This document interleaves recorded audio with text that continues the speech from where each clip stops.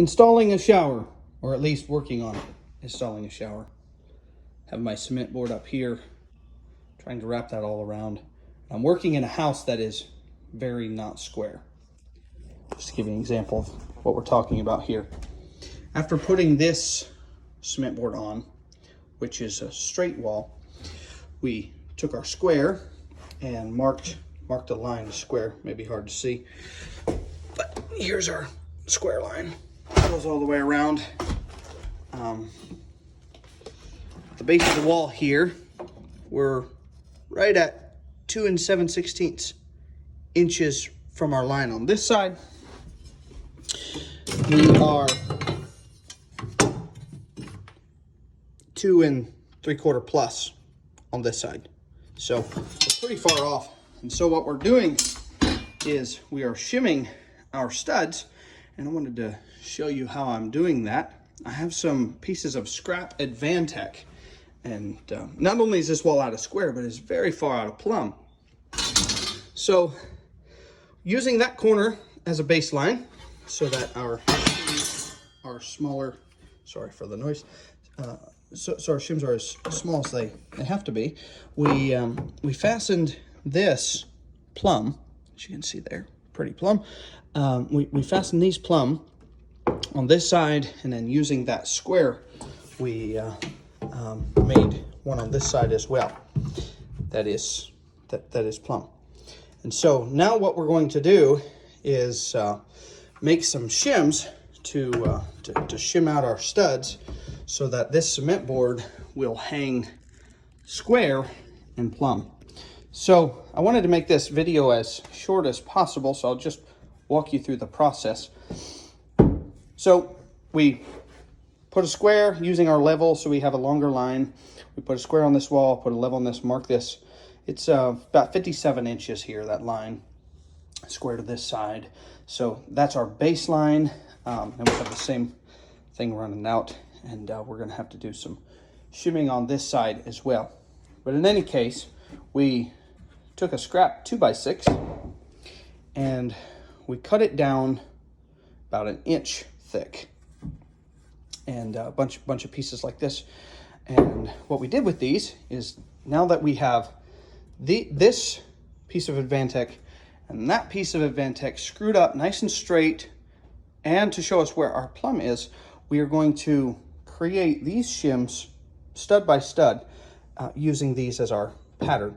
So we rip these down 1 inch thick, and then we set them up against our piece of Advantech there, and we just take a pencil and we mark the line. And so what that will do is, when we run that through the table saw, make sure to cut the right side of the line, of course, you end up with a shim that is exactly like where it needs to be. So what we're going to do is then we're going to mount this, fasten this, and you see that's very true all the way up once it's held fast. So what this is going to give us is a straight stud, and then we'll just repeat the process. I have a piece of subflooring, and the reason I like using this subflooring is because it's just so stable. So you can cut it straight right through the table saw, as you can see there. It's plenty straight enough. And then so we'll use this as a reference across, and you can see that one's probably more like 3/8 of an inch. That one is probably more like 5/16 of an inch, and that one's going to be pretty, at least on this part, it's pretty thin, but it gets off up toward the top. So anyway, using these pieces of subflooring to help us get our straight lines, it's really not that big of a deal. And I have not spent nearly as much time as I thought I would be spending now that we've come up with this system. So I'll try to hold my phone here so I can hold that to that side. And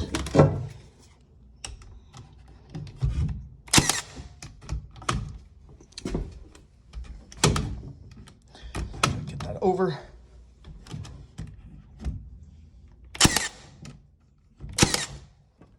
Now our cement board screws, we're gonna have plenty to attach to. Let's move that over at the bottom. Let's hold that over with our hammer. Not used to working one-handed here. What that will give us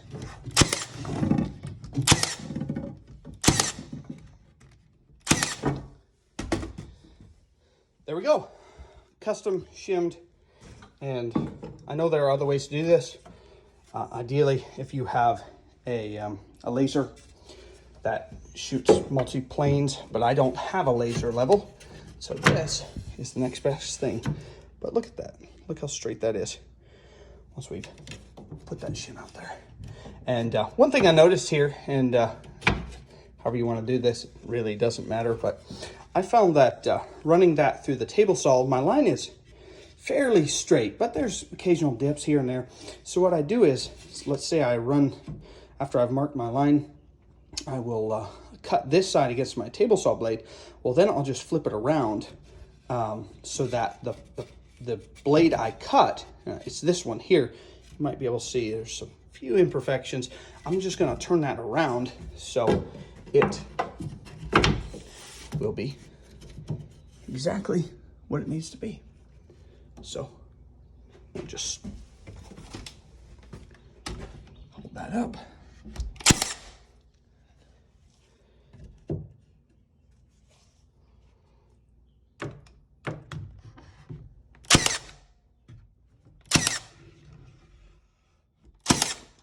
Now we're good to go. Put a few more nails in it. And at the top I'll have one small shim to put in there. But there you go. Now we have a sure straight, and let's just put it back against there. You see that is just beautiful. So there you go. That is how you use this as a guide. So you have a nice straight line. Cut your shims just perfectly. No need for measuring with your tape measure every 8 inches or 10 inches or whatever. You just mark your line, cut it, and install it, and you're good to go.